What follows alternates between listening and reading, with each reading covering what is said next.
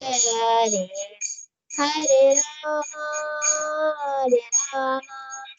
Rama Rama Rama Hare Hare Hare Krishna Krishna Krishna Hare Hare Hare Rama Rama Rama Hare Hare Hare Krishna Krishna Krishna Hare Hare Hare Rama Rama Rama Hare Hare Hare Krishna Krishna Krishna Hare Hare Hare Rama Rama Rama Hare Hare Hare Krishna Krishna Krishna Hare Hare Hare Rama Rama Rama Hare Hare Hare Krishna Krishna Hare Hare Hare Rama Rama Hare Hare Hare Krishna Krishna Hare Hare Hare Rama Rama Hare Hare Hare Krishna Krishna Hare Hare Hare Rama Rama Rama Hare Hare Hare Krishna Meghana. Krishna Meghana. Hare Krishna. Hare Rama Hare Krishna Prabhuji, Hare Krishna. Hare Krishna. Hare Hare Meghana, Nilsana, Meghana. Hare Krishna. Thank you so much. Hare Krishna Prabhuji. ಮೇಘನ ಗಗನ ನೋಡಿ ಎಷ್ಟು ಆಡ್ತಾರೋ. Hare Krishna. Hare Krishna Prabhuji. Hare Krishna ಪ್ರಭು. ಹರೇ ಕೃಷ್ಣ ಪ್ರಭು. ಹರೇ ಕೃಷ್ಣ ಪ್ರಭುಜಿ. ಹರೇ ಕೃಷ್ಣ ಮಾತಾಜಿ. ಹರೇ ಕೃಷ್ಣ. ಹರೇ ಕೃಷ್ಣ. ಇವತ್ತು ಶೋಭಿತಾ ಮಾತಾಜಿನೂ ಇದ್ದಾರೆ. ಹರೇ ಕೃಷ್ಣ. ರಂಜಿತಾ ಮಾತಾಜಿ ಇದ್ದಾರೆ. ಹರೇ ಕೃಷ್ಣ. ಪ್ರೇಮ ಮಾತಾಜಿ ಅವರು ಬಂದಿದ್ದಾರೆ.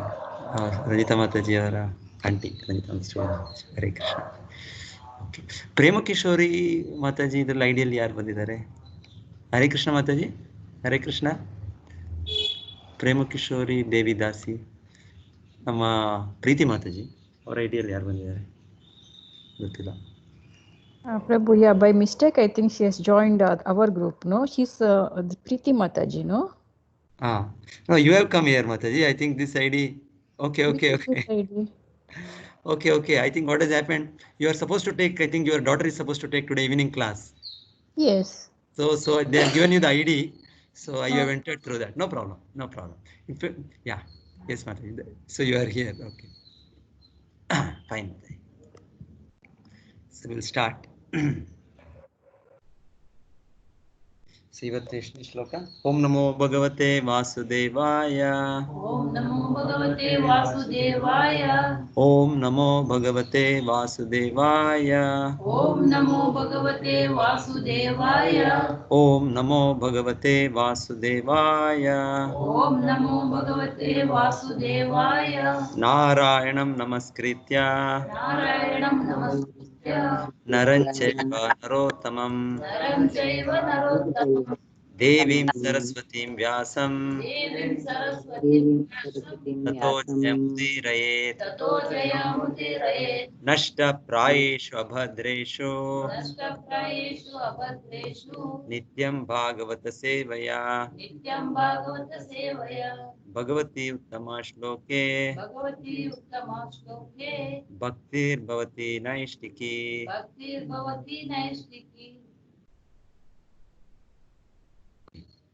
ನಾರದ ಮುನಿಗಳ ಬಗ್ಗೆ ಇನ್ನ ಇಷ್ಟೋ ಇದಿದೆ. ಮೃಗಾರಿ ಕೇಳಿದ್ವಿ ನಾವು.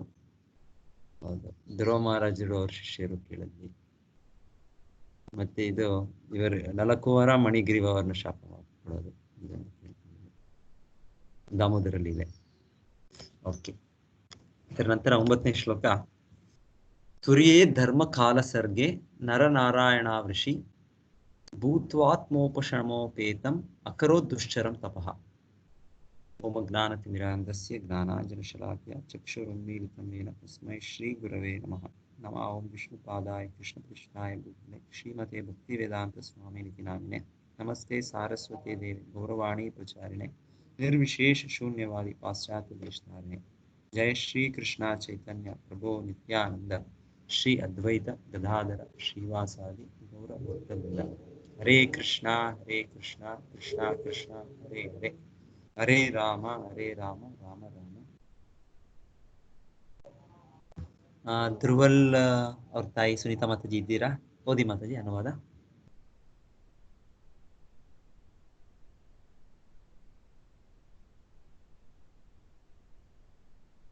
ಧ್ರುವಲ್ ಅವ್ರ ತಾಯಿ ಸುನೀತಾ ಮಾತಾಜಿ ಇಲ್ಲ. ಇನ್ನು ಯಾರು ಓದ್ತೀರಾ? ಕನ್ನಡದಲ್ಲಿ ಯಾರ ಹತ್ರ ಇದೆ ಅಲ್ಲಿ ಭಾಗವತ ಅನುವಾದ ಓದ್ಬೋದು. ಸುನೀತಾ ಮಾತಾಜಿ ನೀವೇ ಓದಿ, ಇಲ್ಲ ನಿಮ್ಮ ಹತ್ರ ಭಾಗವತ ಇದೆಯಲ್ಲ ಕನ್ನಡದಲ್ಲಿ. 4ನೇ ಅವತಾರದಲ್ಲಿ ಭಗವಂತನು ರಾಜನಾದ ಧರ್ಮನ ಹೆಂಡತಿಯ ಗರ್ಭದಲ್ಲಿ ನರನಾರಾಯಣರೆಂಬ ಹೆಸರಿನಿಂದ ಅವಳಿ ಮಕ್ಕಳಾಗಿ ಅವತರಿಸಿದರು. ಇಂದ್ರಿಯ ನಿಗ್ರಹಕ್ಕಾಗಿ ನರನಾರಾಯಣರು ಅಸಾಧಾರಣವಾದ ತಪಸ್ಸನ್ನು ಆಚರಿಸಿದರು. ಭಾವಾರ್ಥ ಓದಿ ಮಾತಾಜಿ. ಋಷಭರಾಜನು ತನ್ನ ಪುತ್ರರಿಗೆ ದಿವ್ಯ ಸಾಕ್ಷಾತ್ಕಾರಕ್ಕೆ ತಪಸ್ಸೊಂದೇ ಮಾನವನ ಏಕಮಾತ್ರ ಕರ್ತವ್ಯವೆಂದು ಬೋಧಿಸಿದಂತೆ ನಮಗೆ ಅದೇ ಸಂಗತಿಯನ್ನು ಬೋಧಿಸಲು ಸ್ವಯಂ ಭಗವಂತನೇ ನರನಾರಾಯಣರ ಅವತಾರದಲ್ಲಿ ಅದನ್ನು ಆಚರಿಸಿ ತೋರಿಸಿದನು. ಭಗವಂತನು ಗುಳಿಗಳಾದ ಜೀವಿಗಳ ಬಗ್ಗೆ ಅಪಾರ ಕರುಣೆ ಉಳ್ಳವನು. ಆದುದರಿಂದ ಆತ ಸ್ವಯಂ ತಾನೇ ಭೂಮಿಯಲ್ಲಿ ಅವತರಿಸಿ ಅಗತ್ಯ ಬೋಧನೆಗಳನ್ನು ಬಿಟ್ಟು ಹೋಗುತ್ತಾನೆ. ಬದ್ಧಾತ್ಮರನ್ನು ಮರಳಿ ದೇವತ್ಮಕ್ಕೆ ಆಹ್ವಾನಿಸಲು ತನ್ನ ಸತ್ಪುತ್ರರನ್ನು ಪ್ರತಿನಿಧಿಗಳಾಗಿ ಕಳಿಸುತ್ತಾನೆ. ಇತ್ತೀಚೆಗೆ ಎಲ್ಲರಿಗೂ ನೆನಪಿರುವಂತೆ ಶ್ರೀ ಚೈತನ್ಯ ಮಹಾಪ್ರಭುಗಳು ಕೂಡ ಅಂತಹ ಉದ್ದೇಶಕ್ಕಾಗಿಯೇ ಭೂಮಿಯಲ್ಲಿ ಆವಿರ್ಭವಿಸಿದರು. ಈ ಔದ್ಯೋಗಿಕ ಲೋಹಯುಗದ ಪತಿತಾತ್ಮರನ್ನು ಅನುಗ್ರಹಿಸುವುದು ಅವರ ಅವತಾರದ ಉದ್ದೇಶವಾಗಿತ್ತು. ನಾರಾಯಣನ ಈ ಅವತಾರವನ್ನು ಹಿಮಾಲಯದ ಪರ್ವತಾವಳಿಯ ಬದರಿ ನಾರಾಯಣದಲ್ಲಿ ಈಗಲೂ ಭಕ್ತಾದಿಗಳು ಆರಾಧಿಸುತ್ತಿದ್ದಾರೆ. ನೋಡಿ, ಇಲ್ಲಿ ನರನಾರಾಯಣರ ಮೂರ್ತಿ ಬದ್ರಿನಾಥ್ ಅಲ್ಲಿ ಹಿಮಾಲಯದಲ್ಲಿ ಇದೆ. ನರನಾರಾಯಣರು ಅವರು ನಮಗೆ ಕಾಣ್ತಾರೆ. ಅವರ ದೇವಾಲಯ ಇದೆ ಅಲ್ಲಿ, ಈಗಲೂ ಕೂಡ ಅಲ್ಲಿ ಪೂಜಿಸ್ತಾರೆ. ಈಗಲೂ ಕೂಡ ಅವರು ಅಲ್ಲಿದ್ದಾರೆ, ಅಲ್ಲಿ ತಪಸ್ಸೆಯಲ್ಲಿದ್ದಾರೆ ಅಂತ ನಾವು ಕೇಳ್ತೇವೆ ನಾವು. ಸೊ ನೋಡಿ, ಹಿಮಾಲಯಗಳ ಹಿಂದೆ ಎಲ್ಲ ಸ್ನೋ ಹಿಂದೆ ಇದೆ. ಸೊ ಇಲ್ಲಿ ಅವರು ತಪಸ್ಸೆ ಮಾಡ್ತಾ ಇದ್ದಾರೆ. ಅವರು ನಮಗೆ ಒಂದು ಉದಾಹರಣೆಯಾಗಿ ಅವರು ತಪಸ್ಸೆ ಮಾಡ್ತಾ ಇದ್ದಾರೆ, ನರನಾರಾಯಣ ಋಷಿಗಳು. ನರನಾರಾಯಣ. ಸೊ ಈಗ ಇದು 4ನೇ ಅವತಾರ ಅಂತ ನಾವು ಕೇಳ್ತೀವಿ, ನರನಾರಾಯಣ ಅವತಾರ. ಇನ್ಫ್ಯಾಕ್ಟ್ ಇವರ ಬಗ್ಗೆ ಒಂದು ಲೀಲೆ ನಾವು ಕೇಳೋದೇನೆಂದರೆ, ಒಮ್ಮೆ ಇಂದ್ರನು ಇವರು ನಾರಾಯಣ ಋಷಿ ತಪಸ್ಸೆ ಮಾಡೋದು, ಇಂದ್ರನು ಯಾವಾಗಲೂ ಯಾರಾದರೂ ತಪಸ್ಸೆ ಮಾಡ್ತಾ ಇದ್ದಾರೆ ಅವ್ರಿಗೊಂದು ಭಯ ಆಗುತ್ತೆ, ಎಲ್ಲಿ ಅವರು ಅಷ್ಟು ಪುಣ್ಯವನ್ನು ಗ್ರಹಿಸಿ ನನ್ನ ಸ್ಥಾನವನ್ನು ಕಿತ್ಕೊಂಡ್ಬಿಡ್ತಾರೆ ಅಂತ. ಸೊ ಆ ರೀತಿಯಲ್ಲಿ ಇಂದ್ರನು ಕೆಲವು ಅಪ್ಸರೆಯನ್ನು ಕಳಿಸ್ತಾನಂತೆ ಈ ನರನಾರಾಯಣ ಋಷಿಗಳನ್ನ ಒಂದು ಇದು ಮಾಡಲಿಕ್ಕೆ. ಅವ್ರಿಗೆ ಪರಮಪುರುಷನು ದೇವಾದಿ ದೇವನು ಅಂತ ಒಮ್ಮೊಮ್ಮೆ ಅವರು ಅಷ್ಟು ಗೋಚರವಾಗೋದಿಲ್ಲ. ಹಾಗೆ ಇಂದ್ರನು ಈ ರೀತಿ ಮಾಡೋದು ನೋಡ್ತೇವೆ. ಆಗ ನರನಾರಾಯಣ ಋಷಿಯರು ತಪಸ್ಸಿಯಲ್ಲಿದ್ದಾರೆ, ಧ್ಯಾನದಲ್ಲಿದ್ದಾರೆ. ನಂತರ ಇಂದ್ರನು ಕಳಿಸುವ ಅಪ್ಸರೆಗಳೆಲ್ಲರೂ ಕೂಡ ಅಲ್ಲಿ ನರ್ತನೆ ಮಾಡ್ತಾ ಇದ್ದಾರೆ, ಇನ್ನೊಂದು ರೀತಿ ಮಾಡ್ತಾ ಇದ್ದಾರೆ ಹೇಳ್ತಾರೆ. ಮತ್ತೆ ಇವರು ತಮ್ಮ ದೇಹದಿಂದ ಇನ್ನೂ ಸುಂದರವಾಗ ಈ ಸ್ತ್ರೀಯರನ್ನು ಸೃಷ್ಟಿ ಮಾಡ್ತಾರಂತೆ. ನರನಾರಾಯಣ ಅಂದರೆ ನಾರಾಯಣನು ದೇವೋತ್ತಮ ಪರಮಪುರುಷ, ವೈಕುಂಠ ಲೋಕದಲ್ಲಿ ಎಲ್ಲ ಲಕ್ಷ್ಮಿಯರು ಅವನಿಂದನೇ ಬರೋದು. ಸೊ ಅವನು ಸೃಷ್ಟಿ ಮಾಡಿದ ದಿವ್ಯ ಇವರು ಸ್ತ್ರೀಯರನ್ನು ನೋಡಿ ಯಾವ ಅಪ್ಸರೆಯರುಗಳಿಗೆ ಒಂದು ಇದಾಗೋಯ್ತಂತೆ. ಅವ್ರಿಗೆ ಒಂಥರ ನಾಚಿಕೆ ಆಯ್ತಂತೆ. ನಾವು ಇಷ್ಟು ಇವರ ಮುಂದೆ ನಾವು ಏನೂ ಸರಿಸಮ ಅಲ್ಲ ಅಂತ. ನಮಗೆ ಇದು ಸೌಂದರ್ಯ ಅನ್ನೋದು ನಾವು ಅದು ಒಂಥರ ಅದು ರಿಲೇಟಿವ್. ಆದರೆ ಆಧ್ಯಾತ್ಮಿಕ ಲೋಕದಲ್ಲಿ ಎಷ್ಟು ಸುಂದರವಾಗಿದ್ದಾರೆ ಅಂದರೆ ವ್ಯಕ್ತಿಗಳು ಹೇಳ್ತಾರೆ, ಇವರು ಅಪ್ಸರೆ ಅಂದರೆ ನಮ್ಮ ಭೌತಿಕ ಜಗತ್ತಿನಲ್ಲಿ ಮೆಟೀರಿಯಲ್ ಬಾಡಿಯಲ್ಲಿರೋರು, ಅವರು ಸ್ಪಿರಿಚುವಲ್ ಬಾಡಿ ವೈಕುಂಠ ಲೋಕದಲ್ಲಿ. ಸೊ ಅವ್ರು ನೋಡಿ ಇವ್ರಿಗೆ ಇದಾಯಿತು ಅಂತ ಹೇಳ್ತಾರೆ. ಮೋಸ್ಟ್ಲಿ ಉರ್ವಶಿ ಕೂಡ ಈ ನರನಾರಾಯಣರ ಅವರ ಇದರಿಂದ ಸೃಷ್ಟಿಯಾಗೋದು ಅನ್ಸುತ್ತೆ, ಇವರಿಂದನೇ ಸೃಷ್ಟಿಯಾಗುವಂತ ನಾನು ಕೇಳ್ದಾಗೆ ನಾನು ಉರ್ವಶಿ ಅವರ ಇದರಿಂದ. ಮತ್ತು ಇಂದ್ರದೇವರಿಗೆ ಅವ್ರು ಕೊಟ್ಟು ಇಂದ್ರದೇವರು ಅವ್ರು ಕರ್ಕೊಂಡು ಹೋಗೋದು ಇಂದ್ರಲೋಕಕ್ಕೆ ಆ ಥರ ಅಂತ. ಇದು ನರನಾರಾಯಣ ಋಷಿ ಅವರು ಒಂದು ಅವತಾರ.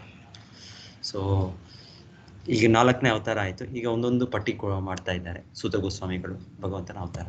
ನೆಕ್ಸ್ಟ್ 5ನೇ ಅವತಾರ ಅವ್ರು ಹೇಳೋದು, ಪಂಚಮಃ ಕಪಿಲೋ ನಾಮ ಸಿದ್ದೇಶಃ ಕಾಲ ವಿಪ್ಲುತಂ ಪ್ರೋವಾಚ ಸುರಯೇ ಸಾಂಖ್ಯಂ ತತ್ವಗ್ರಾಮ ವಿನಿರ್ಣಯಂ. ಅನುವಾದ ಓದಿ ಮಾತಾಜಿ. 5ನೇ ಅವತಾರವಾದ ಭಗವಾನ್ ಕಪಿಲನು ಸಿದ್ಧರಲ್ಲಿ ಅಗ್ರೇಸರನು. ಅವನು ಆಸುರಿ ಎಂಬ ಹೆಸರಿನ ಬ್ರಾಹ್ಮಣನಿಗೆ ಸೃಷ್ಟಿಯ ಮೂಲ ದ್ರವ್ಯಗಳ ಬಗ್ಗೆ ಮತ್ತು ಸಾಂಖ್ಯ ಸಿದ್ಧಾಂತದ ಬಗ್ಗೆ ಬೋಧನೆ ಮಾಡಿದನು, ಏಕೆಂದರೆ ಕಾಲಾನುಕ್ರಮದಲ್ಲಿ ಆ ಜ್ಞಾನವು ನಷ್ಟವಾಗಿದ್ದಿತ್ತು. ಸೃಷ್ಟಿಯ ಒಟ್ಟು ತತ್ವಗಳು 24. ಅವುಗಳಲ್ಲಿ ಒಂದೊಂದನ್ನು ಸಾಂಖ್ಯ ದರ್ಶನದಲ್ಲಿ ಸ್ಪಷ್ಟವಾಗಿ ವಿವರಿಸಲಾಗಿದೆ. ಸಾಂಖ್ಯ ದರ್ಶನವು ಸಾಮಾನ್ಯವಾಗಿ ಪಾಶ್ಚಾತ್ಯ ವಿದ್ವಾಂಸರಿಂದ ಮೆಟಾಫಿಸಿಕ್ಸ್ ಎಂದು ಕರೆಯಲ್ಪಟ್ಟಿದೆ. ಸಾಂಖ್ಯ ಎಂಬುದರ ಶಬ್ದಶಃ ಅರ್ಥವು ಭೌತಿಕ ಮೂಲ ವಸ್ತುಗಳ ವಿಶ್ಲೇಷಣೆಯಿಂದ ಬಹು ಸ್ಪಷ್ಟವಾಗಿ ವಿವರಿಸುವುದು ಎಂದು. ಇದನ್ನು ಮೊಟ್ಟ ಮೊದಲ ಬಾರಿಗೆ ಅವತಾರಗಳಲ್ಲಿ 5ನೇಯವರಾದ ಶ್ರೀ ಕಪಿಲರು ಮಾಡಿದರು.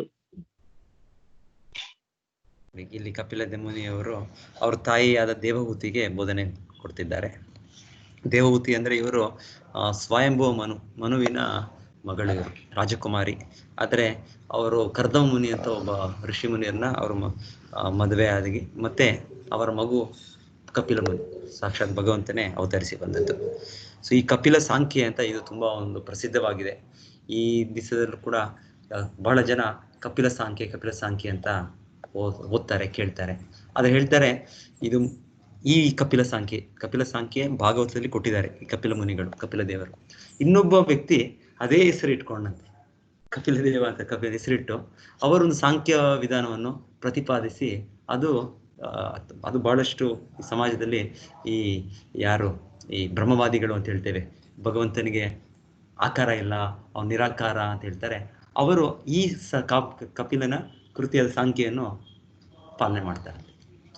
ಈಗ ಸಾಧಾರಣವಾಗಿ ಕಪಿಲ ಸಾಂಖ್ಯ ಅಂತ ಫೇಮಸ್ ಆಗಿದೆ. ಅದು ಯಾವ ಸಾಂಖ್ಯ ಅಂದ್ರೆ ಇದು ಒರಿಜಿನಲ್ ಕಪಿಲ ಅಲ್ಲ. ಒರಿಜಿನಲ್ ಕಪಿಲ ಈ ಭಾಗವತದಲ್ಲಿ ಅವರ ಅವತಾರ ಅಂತಾನೆ ಹೇಳಿದೆ. ಅವರು ಅಲ್ಲಿ ಹೇಳೋದು ಸಾಂಖ್ಯ ಅಂದ್ರೆ ಈ ಭೂಮಿ, ನೀರು, ಗಾಳಿ, ಆಕಾಶ ಇದೆಲ್ಲ ಪಂಚಭೂತಗಳಿದೆ. ಮತ್ತೆ ಇದರ ಮೇಲೆ ಮನಸ್ಸು, ಬುದ್ಧಿ, ಅಹಂಕಾರ ಇದೆ. ಮತ್ತೆ ಇದರ ಮೇಲೆ ಜ್ಞಾನೇಂದ್ರಿಯಗಳಿದೆ, ಕಣ್ಣು, ಮೂಗು, ಕಿವಿ, ನಾಲಿಗೆ, ಚರ್ಮ. ಮತ್ತೆ ಕರ್ಮೇಂದ್ರಿಯಗಳಿದೆ, ನಮ್ಮ ಕೈಗಳು, ಕಾಲುಗಳು, ಮತ್ತೆ ಜನನಾಂಗ, ಮತ್ತೆ ಮಲ ವಿಸರ್ಜನೆ ಮಾಡೋದು, ಬಾಯಿ, ಈ ರೀತಿ. ಮತ್ತೆ ಇಂದ್ರಿಯ ವಸ್ತುಗಳಾದ ರೂಪ, ಗಂಧ, ಸ್ಪರ್ಶ, ಇದೆಲ್ಲ ಸೇರಿದ್ರೆ 23 ಆಗುತ್ತೆ. ಮತ್ತೆ ಈ ಎಲ್ಲ ಮೂಲ ಆದ ಅವ್ಯಕ್ತ ರೂಪ ಪ್ರಧಾನ ಅಂತ ಕರೀತೇವೆ. ಈ ಎಲ್ಲ ಮಹತ್ತತ್ವ ಬರೋದು ಅಲ್ಲಿಂದ. 3 ಗುಣಗಳು, ಅದನ್ನ ಒಂದು ರೀತಿ ಇದೆ ಅಂತ. 3 ಗುಣಗಳು, ಸತ್ವಗುಣ, ರಜೋಗುಣ, ತಮೋಗುಣ. ಅದು 24ನೇ ವಸ್ತು ಆಗುತ್ತೆ. 8 ಪಂಚಭೂತ, ಮತ್ತೆ 3 ಮನಸ್ಸು, ಬುದ್ಧಿ, ಅಹಂಕಾರ. ಇನ್ನ 5 + 5 ಕರ್ಮೇಂದ್ರಿಯ, ಜ್ಞಾನೇಂದ್ರಿಯ, 18. ಮತ್ತೆ 5 ಈ ಇಂದ್ರಿಯ ವಸ್ತುಗಳಾದ ರೂಪ, ಗಂಧ, ಸ್ಪರ್ಶ, ಶಬ್ದ, ಮತ್ತೆ ಮತ್ತೆ ರುಚಿ. ಸೊ ಈ 5 23 ಆಯ್ತು. 24ನೇ ವಸ್ತು 3 ಗುಣಗಳು, 3 ಮೋಡ್ಸ್ ಆಫ್ ನೇಚರ್, ಸತ್ವಗುಣ, ರಜೋಗುಣ, ತಮೋಗುಣ. ಇದೆಲ್ಲವೂ ಭೌತಿಕ ಅಭಿವ್ಯಕ್ತಿ, ಭೌತಿಕ ಸೃಷ್ಟಿ. ಸೊ ಈ ಸಾಂಖ್ಯ ಯೋಗದಲ್ಲಿ, ಸಾಂಖ್ಯ ಪದ್ಧತಿಯಲ್ಲಿ ಇದೆಲ್ಲವೂ ವಿಶ್ಲೇಷಣೆ ಮಾಡಿಕೊಂಡು ನಂತರ 25ನೇದು ಆತ್ಮ. ಇದಕ್ಕೂ ಭಿನ್ನವಾದವರು ನಾವು, ಚೇತನಾತ್ಮ, ಜೀವಾತ್ಮ ಅಂತ ಹೇಳೋದು. ಸೊ ಈ ಇನ್ನೊಬ್ಬ ಕಪಿಲ ಯಾರು ಇವಾಗ ಪ್ರಸಿದ್ಧಿ ಹೊಂದಿದ್ದಾರೆ, ಅವರು ಇದೆಲ್ಲ ಹೇಳ್ತಾರಂತೆ. ನಾಸ್ತಿಕ ಕಪಿಲ 26ನೇ ವಸ್ತು ಪರಮಾತ್ಮನಿದ್ದಾನೆ, ದೇವರಿದ್ದಾನೆ ಅಂತ ಹೇಳೋದಿಲ್ಲಂತೆ. ಸೊ ಇವರು ಕೆಲವು ಮಂದಿ ಆಧ್ಯಾತ್ಮಿಕವಾದಿಗಳು, ಬ್ರಹ್ಮವಾದಿಗಳು, ಭಗವಂತನಿಗೆ ರೂಪ ಇಲ್ಲ, ಅವನು ನಿರಾಕಾರ ಶಕ್ತಿ ಅಂತ ಹೇಳೋರು ಈ ಕಪಿಲ ಸಾಂಖ್ಯೆಯನ್ನು ಪಾಲನೆ ಮಾಡ್ತಾರೆ. ಆದರೆ ಒರಿಜಿನಲ್ ಕಪಿಲ ಸಾಂಖ್ಯೆ ಭಾಗವತದಲ್ಲಿದೆ. 3ನೇ ಸ್ಕಂದದಲ್ಲಿ ಅವರು ಭಗವಾನ್ ವಿಷ್ಣುನೇ ಅವರು ಕರ್ದಮ ಮುನಿ ಮತ್ತೆ ದೇವಹೂತಿ, ಪರ್ಟಿಕ್ಯುಲರ್ಲಿ ದೇವಹೂತಿ ಪುತ್ರ ಕಪಿಲ ಅಂತ ಹೇಳ್ತಾರೆ. ಅವ್ರ ತಾಯಿ ಹೆಸರಲ್ಲಿ ಅವರು ಯಶೋಧಾನಂದನ್ ಅಂತ ಹೇಳ್ತಾರೆ. ಹಾಗೆ ಅವ್ರ ತಾಯಿ ಹೆಸರಲ್ಲಿ ಇವರು ಪ್ರಸಿದ್ಧರಾಗಿದ್ದಾರೆ. ಅವರು ನಾಸ್ತಿಕರಲ್ಲ. ಈ ನಾಸ್ತಿಕ ಸಾಂಖ್ಯೆಗೆ ಇಲ್ಲಿ ಭಾಗವತರು ಕೊಟ್ಟಿದ್ದ ಇದಕ್ಕೆ ತುಂಬಾ ವ್ಯತ್ಯಾಸ ಇದೆ. ನಿಜವಾದ ಸಾಂಖ್ಯೆಯಲ್ಲಿ ಕೊನೆಗೆ ಈ ಆತ್ಮ ಪರಮಾತ್ಮನ ಅಂಶ, ಭಗವಂತನ ಭಕ್ತಿ ಮಾಡಿ ಸೇವೆ ಮಾಡಬೇಕು ಅಂತ ಈ ಕಪಿಲ ಸಿದ್ಧಾಂತ ಕೊಟ್ಟಿರುತ್ತೆ. ಸೊ ಇದನ್ನ ನಾವು ಭಾಗವತದಲ್ಲಿ ಕೇಳ್ತೇವೆ. ಇದು ಒರಿಜಿನಲ್ ಸಾಂಖ್ಯ. ಅದಕ್ಕೆ ಆಚಾರ್ಯ ಶ್ರೀಲ ಪ್ರಭುಪಾದ ಕೂಡ ಒಂದು ಪುಸ್ತಕ ಬರೆದ್ರು. ಭಾಗವತದಲ್ಲಿ ಇದೆ ಸಪರೇಟ್ ಆಗಿ. ಅವರು ಈ ಸಮಾಜದಲ್ಲಿ ಇವತ್ತೊಂದು ಈ ತರ ಒಂದು ದಾರಿ ತಪ್ಪಿದ್ದಾರೆ ಅಂತ ಹೇಳೋದಕ್ಕೆ teachings of lord Kapila son of Devahuti. ಯಾರು? ಶ್ರೀ ಕಪಿಲನ ಬೋಧನೆ. ಯಾವ ಕಪಿಲ? ದೇವಹೂತಿಯ ಪುತ್ರನಾದ ಕಪಿಲ, ಭಗವಾನ್ ವಿಷ್ಣು ಅವರ ಬೋಧನೆ ಅಂತ ಪುಸ್ತಕ ಬರೆದಿದ್ದಾರೆ. ಅದು ಪ್ರತ್ಯೇಕವಾಗಿ ಅದು ಪುಸ್ತಕ ಮುದ್ರಣ ಮಾಡಿದ್ದಾರೆ. ಇಲ್ಲಾಂದ್ರೆ ಇದು ಒರಿಜಿನಲ್ ಕಪಿಲ ಶಾಸ್ತ್ರದಲ್ಲಿ ಕೇಳೋದು. ಇದೇ ಕಪಿಲ ನಾವು ಕೇಳೋದು ಕಪಿಲ ಮಹರ್ಷಿ ಅಂತ ಕೇಳಿರ್ತೀರಾ, ಕಪಿಲ ಮುನಿ ಅಂತ. ಭಗೀರಥನು ಗಂಗಾದೇವಿಯನ್ನು ಇಲ್ಲಿ ಭೂಲೋಕಕ್ಕೆ ತರುವಾಗ ಆ ಕಥೆಯಲ್ಲೂ ಕೂಡ ಇವ್ರು ಬರ್ತಾರೆ. ಇದೇ ಕಪಿಲ, ಯಾರು? ಭಗವಾನ್ ವಿಷ್ಣುವಿನ ಅವತಾರ. ಏನಾಗುತ್ತೆ, ಭಗೀರಥನ ಅವರ ತಂದೆ ಅಲ್ಲ, ತಾತನ ಏನು ಅನ್ಸುತ್ತೆ, ಸಗರ ಮಹಾರಾಜರು ಒಂದು ದೊಡ್ಡ ಯಜ್ಞ ಮಾಡುವಾಗ ಅವರ ಮಕ್ಕಳು 60,000 ಮಕ್ಕಳಿರ್ತಾರೆ. ಒಂದು ಹೆಂಡತಿಯಿಂದ, ಇನ್ನೊಂದು ಹೆಂಡತಿಯಿಂದ ಅಂಶುಮಾನ್ ಅಂತ ಒಬ್ಬರು ಮಗ ಇರ್ತಾನೆ. ಸೊ ಅವರದು ಅಶ್ವಮೇಧ ಯಜ್ಞ ಮಾಡುವಾಗ ಈ 60,000 ರಾಜಕುಮಾರರು ಕುದುರೆ ಹಿಂದೆ ಹೋಗ್ತಾ ಇರ್ತಾರೆ. ಅದನ್ನ ಇಂದ್ರ ಏನ್ ಮಾಡಿರ್ತಾನೆ, ಇಂದ್ರನು ಮತ್ತೆ ಸೇಮ್ ಇದೆ, ಇಂದ್ರನು ಆ ಅಶ್ವವನ್ನು ತೆಗೆದುಕೊಂಡು ಅಪಹರಿಸ್ಕೊಂಡು ಹೋಗಿ ಕಪಿಲ ದೇವರ ಆಶ್ರಮದಲ್ಲಿ ಕಟ್ಟಿ ಹಾಕಿರ್ತಾರೆ. ಸೊ ಈ 60,000 ರಾಜಕುಮಾರರು ತುಂಬಾ ಅವ್ರಿಗೆ ಒಂದು ಇದಿರುತ್ತೆ, ಅಹಂಕಾರ ಇರುತ್ತೆ. ಮತ್ತೆ ಅವರು ಬಂದು ನೋಡ್ತಾರೆ ಈ ಕಪಿಲ ಮುನಿಗಳ ಆಶ್ರಮದಲ್ಲಿ, ಕಪಿಲ ದೇವರ ಆಶ್ರಮದಲ್ಲಿ ಇದೆ ಅಂತ. ಅವ್ರು ನೋಡಿ ಈ ಕಪಿಲ ದೇವನೆಲ್ಲೋ ಅವ್ರನ್ನ ಬಂಧಿತವಾಗಿಟ್ಟಿದ್ದಾರೆ ಅಂತ ಅವರು ಇದು ಮಾಡ್ತಾರೆ. ಕಪಿಲ ದೇವರು ಅವರು ಭಗವಂತನ ಧ್ಯಾನದಲ್ಲಿದ್ದಾರೆ ಅವರು. ಆದರೆ ಈ 60,000 ರಾಜಕುಮಾರರು ಹೀಗೆ ಅವ್ರಿಗೆ ಡಿಸ್ಟರ್ಬ್ ಮಾಡಿದಾಗ ಅವ್ರು ಕೇವಲ ಅವ್ರ ಕಣ್ಣು ತೆಗೆದಂತೆ 60,000 ರಾಜಕುಮಾರರು ಭಸ್ಮ ಆಗ್ಬಿಡ್ತಾರೆ. ಇದೇ ಕಪಿಲ ಮುನಿ, ಈ ವಿಷ್ಣು ಅವತಾರ. ಇವರು ಅಲ್ಲಿ ಅವ್ರು ಮಾಡೋದೆಲ್ಲ ಪ್ರತಿಯೊಂದು ಕಾರ್ಯ ಕೆಲವು ಉದ್ದೇಶ ಇದೆ. ಅದರ ನಂತರ ಆ ಸಗರ ಮಹಾರಾಜ ಅವ್ರ ಮಗನ ಅಂಶುಮಾನ ಕಳಿಸ್ತಾರೆ. ಮತ್ತೆ ಅವ್ರಿಗೆ ಈ ಕುದುರೆಯನ್ನು ನೋಡ್ತಾರೆ, ಕುದುರೆಯನ್ನು ಬಿಡಿಸ್ಕೊಂಡು ಅವ್ರು ಹೇಳ್ತಾರೆ, ಈಗೇನ್ ಮಾಡೋದು, ನಮ್ಮ ತಮ್ಮಂದಿರೆಲ್ಲ ಇವರಿಗೆ ಭಸ್ಮ ಆಗ್ಬಿಟ್ಟಿದ್ದಾರೆ, ಅವರ ಮುದ್ದೆ ಉದ್ಧಾರ ಹೇಗೆ ಅಂತ ಕೇಳಿದಾಗ ಗಂಗಾ ನದಿ ಬರ್ಬೇಕು, ಅಲ್ಲಿ ಬಂದಾಗ ಇವರ ಉದ್ಧಾರ ಆಗುತ್ತೆ ಅಂತ ಹೇಳ್ತಾರೆ. ಅಂದ್ರೆ ಗಂಗಾ ನದಿ ಬರೋದಕ್ಕೆ ಭಗವಂತನ ಇಚ್ಛೆ, ಗಂಗಾ ನದಿ ಇಲ್ಲಿ ಬರ್ಬೇಕು ಅಂತ. ಸೊ ಅದರ ನಂತರ ಅಂಶುಮಾನು ಎಷ್ಟೋ ತಪಸ್ಸೆ ಮಾಡ್ತಾರೆ, ತೀವ್ರ ತಪಸ್ಸೆ ಮಾಡ್ತಾರೆ, ಕಾರ್ಯ ಸಾಧ್ಯ ಆಗೋದಿಲ್ಲ. ಮತ್ತೆ ಸಗರ ಮಹಾರಾಜರು ಆ ಅಶ್ವವನ್ನು ಉಪಯೋಗಿಸ್ಕೊಂಡು ಅಶ್ವಮೇಧ ಯಜ್ಞವನ್ನು ಸಂಪೂರ್ಣ ಮಾಡ್ತಾರೆ. ಆದ್ರೂ ಕೂಡ ನನ್ನ ಮಕ್ಕಳು ಈ ರೀತಿ ಅವರು ಭಸ್ಮ ಆಗ್ಬಿಟ್ರು, ಮತ್ತೆ ಅವರು ಏನಾಗಿದ್ದಾರೋ, ಭೂತ ಪ್ರೇತರಾಗಿದ್ದಾರೋ, ಇಲ್ಲ ಇನ್ನೊಂದಾಗಿದ್ದಾರೋ, ಹೇಗೆ ಮತ್ತೆ ಅವರ ಮೋಕ್ಷ, ಅವರ ಉದ್ಧಾರ ಅಂತ ತಂದೆಗೆ ಕಾಳಜಿ. ಸೊ ಅಂಶುಮಾನ್ ಪ್ರಯತ್ನ ಪಡ್ತಾರೆ, ಮತ್ತೆ ಅವನ ಮಗನೂ ಕುರಿತು ಪ್ರಯತ್ನ ಪಡ್ತಾರೆ. ಇದು ಎರಡು ಮೂರು ಏನ್ ಹೇಳ್ತಾರೆ, 2-3 ತಲೆಮಾರ ನಂತರ ಭಗೀರಥ ಹುಟ್ಟು ಬರ್ತಾರೆ. ಸೊ ಭಗೀರಥನು ಕೂಡ ಈ ತಪಸ್ಸೆ ಮಾಡ್ತಾರೆ. ಎಷ್ಟೋ ದೀರ್ಘಕಾಲ ತಪಸ್ಸೆ ಮಾಡೋದು ಹಿಂದೆ ಸಮಯದಲ್ಲಿ. ತಪಸ್ಸು ಮಾಡಿದ ನಂತರ ಭಗವಂತನು ಅವ್ರಿಗೆ ಸುಪ್ರೀತನಾಗಿ ಗಂಗಾದೇವಿ ಕೂಡ ಗಂಗಾದೇವಿಗೆ ಅವರು ಆಹ್ವಾನ ಮಾಡಿದಾಗ, ನಾನು ಬರ್ತೇನೆ ಗಂಗಾದೇವಿ ಹೇಳೋದು. ಆದರೆ ಈ 2-3 ಕಂಡೀಷನ್ಸ್ ಹೇಳ್ತಾರೆ. ಒಂದು ಕಂಡೀಷನ್ನು, ನನ್ನನ್ನು ಅಷ್ಟು ಒಂದು ಶಕ್ತಿಯಿಂದ ನಾನು ಬರ್ತೇನೆ, ಅಷ್ಟು ಪ್ರವಾಹವಾಗಿ ಬರ್ತೇನೆ, ಯಾರಾದರೂ ಒಂದು ಪುರುಷನು ಆ ಶಕ್ತಿಯನ್ನು ನಿಲ್ಲಿಸ್ಬೇಕು ಅದು ನನ್ನನ್ನು, ಆಗ ಅದೊಂದು ಕಂಡೀಷನ್ನು. ಇನ್ನೊಂದು ಕಂಡೀಷನ್ನು, ನಾನು ಇಲ್ಲಿ ಬಂದಾಗ ನನ್ನ ಪಾಪಗಳನ್ನು ತೆಗೆಯೋರು ಯಾರು? ಪಾಪಗಳು ಅಂದ್ರೆ ನನಗೆ ಪಾಪಗಳಿಲ್ಲ, ಆದರೆ ನನಗೆ ಸ್ನಾನ ಮಾಡೋದಕ್ಕೆ ಎಷ್ಟೋ ಪಾಪಜೀವಿಗಳು ಬರ್ತಾರೆ, ಅವರೆಲ್ಲರೂ ಬಂದು ನನ್ನ ಮೇಲೆ ಪಾಪವನ್ನು ತುಂಬಿಸ್ತಾರೆ. ಮತ್ತೆ ನನ್ನ ಸ್ಥಿತಿ ಏನು, ನಾನು ಈ ಪಾಪಗಳನ್ನ ಹೊರದು ನಾನು ತಗೊಳ್ಬೇಕಾ, ಇದನ್ನು ಹೇಗೆ ಹೋಗುತ್ತೆ ಅಂತ ಈ ಥರ 2-3 ಪ್ರಶ್ನೆಗಳು ಕೇಳಿ ಅದಕ್ಕೆ ಉತ್ತರ ಭಗೀರಥ ಹೇಳ್ತಾರೆ, ಈ ನಿನ್ನ ಪಾಪಗಳನ್ನು ತೆಗಿಲಿಕ್ಕೆ ಶುದ್ಧ ಭಕ್ತರು ಮಹಾತ್ಮರಿದ್ದಾರೆ, ಅವರು ಭಕ್ತರು ನಿನ್ನಲ್ಲಿ ಬಂದು ಅವರು ಕೂಡ ಸ್ನಾನ ಮಾಡ್ತಾರೆ, ಮಹಾತ್ಮರು. ಇವಾಗ ನಾವು ಸಾಧಾರಣ ಹೋಗಿ ಗಂಗಾ ನದಿಯಲ್ಲಿ ಸ್ನಾನ ಮಾಡಿದಾಗ ನಮ್ಮ ಎಲ್ಲ ಪಾಪಗಳನ್ನ ಹಾಕ್ಬಿಡ್ತೇವೆ, ನಾವು ಶುದ್ಧರಾಗಿ ಬರ್ತೇವೆ. ಆದರೆ ಶುದ್ಧ ಭಕ್ತರಾದ್ರು, ಆಚಾರ್ಯರಾದ್ರು ಅವರಲ್ಲೂ ಸ್ನಾನ ಮಾಡಿದ್ರೆ ಆ ಪಾಪವನ್ನು ಅವ್ರು ತೆಗಿತಾರೆ. ಸೊ ಗಂಗಾದೇವಿಯಿಂದ. ಸೊ ಭಗೀರಥನ ಹೇಳ್ತಾರೆ, ನಿನ್ನಲ್ಲಿ ಕೇವಲ ಪಾಪಿಗಳು ಬಂದು ಸ್ನಾನ ಮಾಡೋದಿಲ್ಲ, ದೊಡ್ಡ ದೊಡ್ಡ ಮಹಾತ್ಮರು ಬಂದು ನಿನ್ನಲ್ಲಿ ಸ್ನಾನ ಮಾಡ್ತಾರೆ, ಋಷಿಮುನಿಗಳು ಸ್ನಾನ ಮಾಡ್ತಾರೆ, ಅವರು ಆಗ ನಿನ್ನ ಎಲ್ಲ ಪಾಪಗಳನ್ನು ತೆಗಿತಾರೆ ಅಂತ ಅದೊಂದು ಹೇಳ್ತಾರೆ. ಮತ್ತೆ ನಿನ್ನ ಆ ಶಕ್ತಿ, ನಿನ್ನ ಇದನ್ನು ತಡಿಲಿಕ್ಕೆ ಶಿವನಿಗೆ ತಪಸ್ಸೆ ಮಾಡ್ತಾರೆ, ಶಿವನಿಗೆ ಧ್ಯಾನ ಮಾಡ್ತಾ ಭಗೀರಥರು ಶಿವನನ್ನು ಸಂತೋಷ ಮಾಡಿ, ಶಿವನು ಕೂಡ ಗಂಗಾ ನದಿ ಅಂದ್ರೆ ಸಾಧಾರಣ ನೀರಲ್ಲ, ಇವರು ವಿಷ್ಣು ಕಾರಣ ಸಮುದ್ರದಲ್ಲಿ ಅವರ ಪಾದಕಮಲಗಳ ತೊಳೆಯ ನೀರು ಗಂಗಾ ನದಿ ಅಂದ್ರೆ ಪವಿತ್ರ ಇದು. ಸೊ ಅವರಿಗೂ ಕೂಡ ಆನಂದ. ಅವರ ನನ್ನ ಆರಾಧ್ಯ ದೇವನಾದ ವಿಷ್ಣುವಿನ ಪಾದಕಮಲದಿಂದ ತೊಳೆದ ನೀರು ನನ್ನ ತಲೆ ಮೇಲೆ ಇಟ್ಕೊಳ್ತೀವಿ. ಸೊ ಹಾಗೆ ಅದನ್ನ ಜಟ ಇದರಲ್ಲಿ ಶಿವನು ಅದನ್ನ ಗಂಗಾಧರ ಅಂತ ಹೇಳ್ತೀವಿ ನಾವು ಶಿವನಿಗೆ. ಗಂಗೆಯನ್ನು ಅವನು ತಡೆದುಕೊಂಡು ಇಟ್ಕೊಳ್ತಾನೆ. ಸೊ ಮತ್ತೆ ಇದು ಉನ್ನತ ಲೋಕದಿಂದ ಈ ಗಂಗಾ ದೇವಿ ನಮ್ಮ ಭೂಲೋಕಕ್ಕೆ ಬರೋದು. ಮೊದಲಿಗೆ ಮಂದಾಕಿನಿ ಅಂತ ಕರೀತಾರೆ. ಇದಪ್ಪ ಸ್ವರ್ಗಲೋಕದಲ್ಲಿ ಮಂದಾಕಿನಿ ಅಂತ ಇದರ ಹೆಸರು, ಗಂಗಾ ನದಿ ಹೆಸರು. ಮತ್ತೆ ಭೂಲೋಕದಲ್ಲಿ ಬರ್ತಾರೆ. ಸೊ ಮತ್ತೆ ಇವರು ಬರುವಾಗ ಭಗೀರಥನು ಇವರನ್ನ ಎಲ್ಲಿ ಅವರ ಕಪಿಲ ಮುನಿ ಆಶ್ರಮದಲ್ಲಿ ತನ್ನ ಅವರ ಗ್ರ್ಯಾಂಡ್ ಫಾದರ್ಸ್ ಇವರೆಲ್ಲ 60,000 ಸಗರನ ಮಕ್ಕಳು ಅವರ ಬೂದಿಯಾಗಿರ್ತಾರೆ. ಅಲ್ಲಿವರೆಗೂ ಹರಿದಾಗ ಅವ್ರು ಮತ್ತೆ ಮುಕ್ತರಾಗಿ ಭಗವದ್ಧಾಮ ಸೇರೋದು ಅಂತ ನಾವು ಕೇಳ್ತೇವೆ. ಸೊ ಇದು ಕಪಿಲ ಮುನಿಯ ಇದು ಒಂದು ಅಲ್ಲಿ ಅದು ಕೂಡ ಇದೆ. ಇದು ಮಾತಾಜಿ ಅದರ ಜನ್ನು ಮುನಿ, ಅದು ಮಾಯಾಪುರದಲ್ಲಿ ಅದು ಕೂಡ ಇದೆ. ಅದು ಒಂದು ಜಾಹ್ನವಿ ಅಂತ ಹೆಸರು. ಜಾಹ್ನವಿ ಅಂತ ಯಾಕಂದ್ರೆ ಹೆಸರು ಗಂಗಾದೇವಿದು. ಜನ್ನು ಮುನಿ ಅಂತ ಒಬ್ಬ ಮುನಿಗಳು, ಋಷಿ ಮುನಿ. ಹೀಗೆ ಭಗೀರಥನು ಕರೆದುಕೊಂಡು ಬರುವಾಗ ಇಲ್ಲಿ ಮಾಯಾಪುರ ನವದ್ವೀಪಲ್ಲಿ, ಆಕ್ಚುಲಿ ನವದ್ವೀಪ ಇಲ್ಲಿ ಬೆಂಗಾಲ್ ಸಮುದ್ರದ ಹತ್ರ ಕಪಿಲ ಮುನಿ ಆಶ್ರಮ ಎಲ್ಲಿದೆ ಅಂದ್ರೆ ಅಲ್ಲಿ ಗಂಗಾ ಡೆಲ್ಟಾ ಅಂತ ಹೇಳ್ತಾರೆ.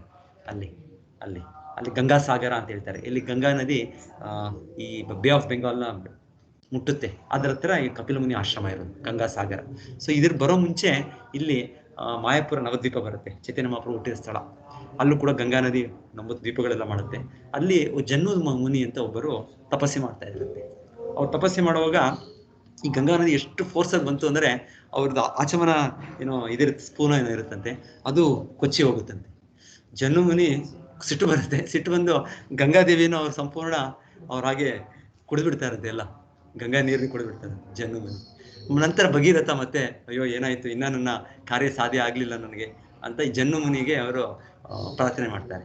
ಆ ಜನ್ನು ಮುನಿ ಪ್ರಾರ್ಥನೆ ಮಾಡಿದಾಗ ಅವರ ಕಣ್ಣಿಂದ, ಅವ್ರ ಕಿವಿಯಿಂದ ಇವರು ಗಂಗಾದೇವಿ ಹೊರಗೆ ಬರ್ತಾರೆ. ಹಾಗೆ ಅವರ ಮಗಳಾಗಿ ಜಾಹ್ನವಿ ಅಂತ ಅವ್ರ ಹೆಸರು. ಜಾಹ್ನವಿ ಅಂತ ಒಂದು ಹೆಸರಿದೆ. ಭಾಗೀರಥಿ ಅಂತ ಒಂದು ಹೆಸರು. ಭಗೀರಥ ಕರ್ಕೊಂಬಂದಿಗೆ ಭಗೀರಥಿ ಅಂತ ಹೆಸರು. ಇನ್ನು ಜನ್ನು ಮುನಿಯ ಮಗಳಾಗಿ ಮಕ್ಕಳ ತಂದೆ ತಾಯಿ ಮಗಳಾಗಿ ಬರ್ತೇವೆ. ಅದೇ ರೀತಿ ಗಂಗಾ ನದಿ ಜನ್ನು ಮುನಿಯ ಇದರಿಂದ ಹೊರಗೆ ಬಂದಿದ್ರಿಂದ ಜಾಹ್ನವಿ ಅಂತ ಒಂದು ಹೆಸರು.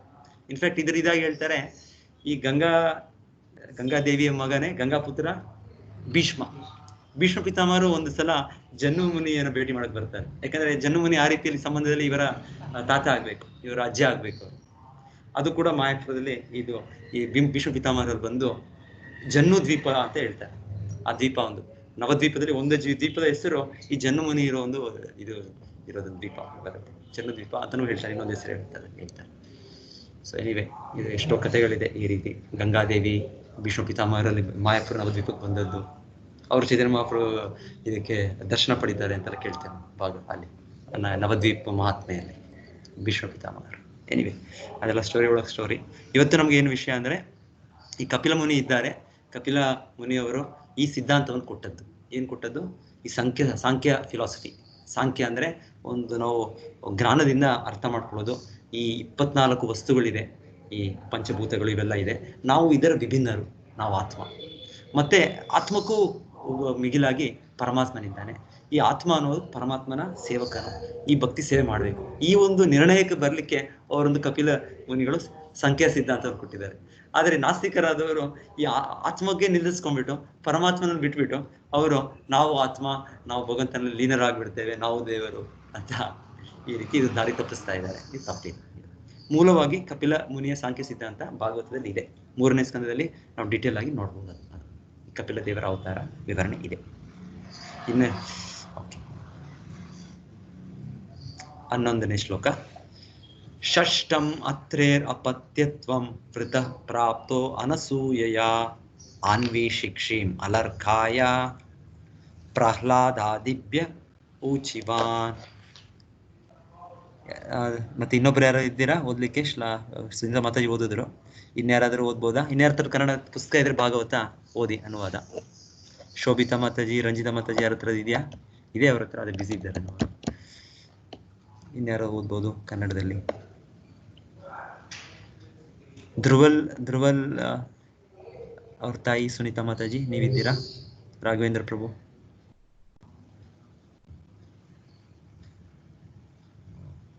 ಓಕೆ, ಇಲ್ಲಾಂದ್ರೆ ನೀವೇ ಓದಿ ಮಾತಾಜಿ, ಇವತ್ತು ಅವ್ರೇನು ಕಾಣೋದಿಲ್ಲ. ಅವರು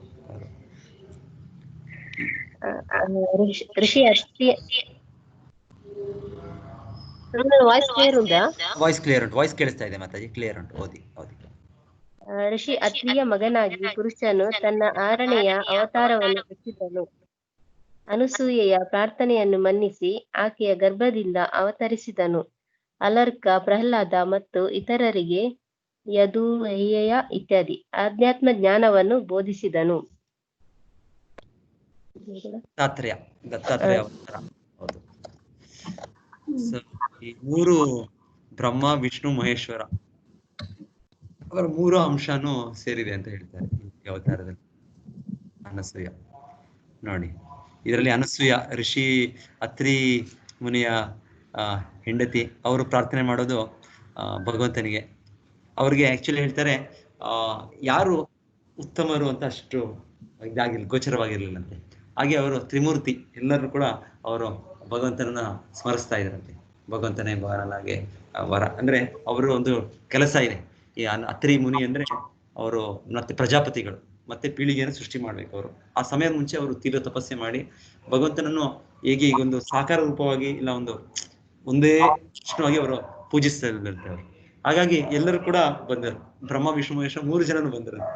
ಅವಾಗ ಅವರು ನೀವು 3 ಜನನು ಗೂಡಿ ನನ್ನ ಮಗುವಾಗಿ ಅವತರಿಸಿ ಅಂತ ಕೇಳ್ಕೊಂಡು, ಅವರು ದತ್ತಾತ್ರೇಯ ಅಂದ್ರೆ ಒಂದು ಕಂಬೈನ್ಡ್ ಇನ್ಕಾರ್ನೇಷನ್ ಅಂತ ಹೇಳ್ತಾರೆ. 3 ತಲೆಗಳು ಕಾಣುತ್ತೆ ಅವ್ರದಲ್ಲಿ ನಮ್ಗೆ. ವಿಷ್ಣು ಒಂದ್ ಕಡೆ ಶಿವ, ಒಂದ್ ಕಡೆ ಬ್ರಹ್ಮ. ಸೊ ದತ್ತಾತ್ರೇಯ ಅವತಾರ, ಅದರ ಬಗ್ಗೆ ಇಲ್ಲಿ ಹೇಳ್ತಾ ಇದೆ.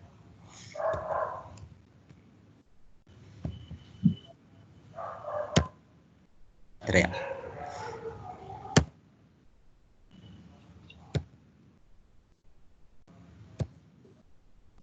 ತತಃ ಸಪ್ತಮ ಆಕುತ್ಯಾಂ ರುಚೇರ್ಯಜ್ಞೋ ಅಭ್ಯಜಾಯತ ಸ ಯಮಾದ್ಯೈ ಸುರಗಣೈರ್ ಅಪಾತ್ ಸ್ವಾಯಂಭುವಾಂತರಂ. ಅನುವಾದ ಓದಿ ಮಾತಾಜಿ. ಪ್ರಜಾಪತಿ ರುಚಿ ಮತ್ತು ಆತನ ಪತ್ನಿ ಅಕುತಿ ಇವರ ಮಗನಾದ ಯಜ್ಞನೇ 7ನೇ ಅವತಾರ. ಸ್ವಯಂಭೂ ಮನುವಿನ ಅಧಿಕಾರದ ಸಂದರ್ಭದಲ್ಲಿ ಯಜ್ಞನೇ ತನ್ನ ಪುತ್ರನಾದ ಯಮ ಮತ್ತು ಇತರ ದೇವತೆಗಳ ಸಹಕಾರದೊಂದಿಗೆ ಈ ಕಾಲಾವಧಿಯ ಆಳ್ವಿಕೆಯನ್ನು ನಿರ್ವಹಿಸಿದನು. 7ನೇ ಅವತಾರ. ಓಕೆ. ಈ ಯಜ್ಞ ಅಂತ ಒಂದು ಅವತಾರ ಇವರು ಹೇಳೋದು ಯಾವ ಸಮಯದಲ್ಲಿ ಬಂದರು ಅಂದ್ರೆ ಈ ಬ್ರಹ್ಮನ ದಿವಸದಲ್ಲಿ ಸ್ವಯಂಭೂ ಮನು ಸಮಯದಲ್ಲಿ. ಪ್ರತಿಯೊಂದು ಮನುವಿನ ಆಳ್ವಿಕೆ, ಬ್ರಹ್ಮನ ಒಂದು ದಿವಸದಲ್ಲಿ 14 ಮನುಗಳು ಬರ್ತಾರೆ. ಬ್ರಹ್ಮನ 12 ತಾಸು ಹಗಲಿನಲ್ಲಿ ಈ 14 ಮನು ಅಂತ ಅವರು ಆಳ್ವಿಕೆ ಮಾಡ್ತಾರೆ. ಮನುವಿಂದ ಮನುಷ್ಯ ಎಲ್ಲ ಬರೋದು, ಎಲ್ಲ ದೇವತೆಗಳು ಅವರಿಂದಾನೇ ಬರೋದು, ದೇವತೆಗಳೆಲ್ಲ ಅವರಿಂದಾನೇ ಬರೋದು. ಈ ಮನು ಮೊದಲ ಮನು ಈ ಬ್ರಹ್ಮನ ದಿವಸದಲ್ಲಿ ಬ್ರಹ್ಮನ ಮಗನಾದ ಮನು, ಅವರ ಹೆಸರು ಸ್ವಯಂಭುವ ಮನು ಅಂತ. ಆ ಸಮಯದಲ್ಲಿ ಹೇಳ್ತಾರೆ ಯಾರು ಇಂದ್ರ ಪಟ್ಟವನ್ನು ಜವಾಬ್ದಾರಿ ತಗೋ ಒಂದು ಜೀವಿಗಳಿರಲಿಲ್ಲ ಅಂತ ಹೇಳ್ತಾರೆ. ಈ ಇಂದ್ರ ಅನ್ನೋದು ಒಂದು ಸ್ಥಾನ, ಒಂದು ಪದವಿ, ಒಂದು ಪೋಸ್ಟ್. ಸೊ ಕೆಲವೊಮ್ಮೆ ಯಾವ ಜೀವಿಗಳು ಅಷ್ಟು ಪುಣ್ಯನೋ ಅಷ್ಟು ಸಾಮರ್ಥ್ಯ ಪಡೆದಿಲ್ಲ. ಆಗ ಒಮ್ಮೊಮ್ಮೆ ಭಗವಂತನೇ ಅವತರಿಸ್ಬಿಡ್ತಾರೆ ಇಂದ್ರನಾಗಿ.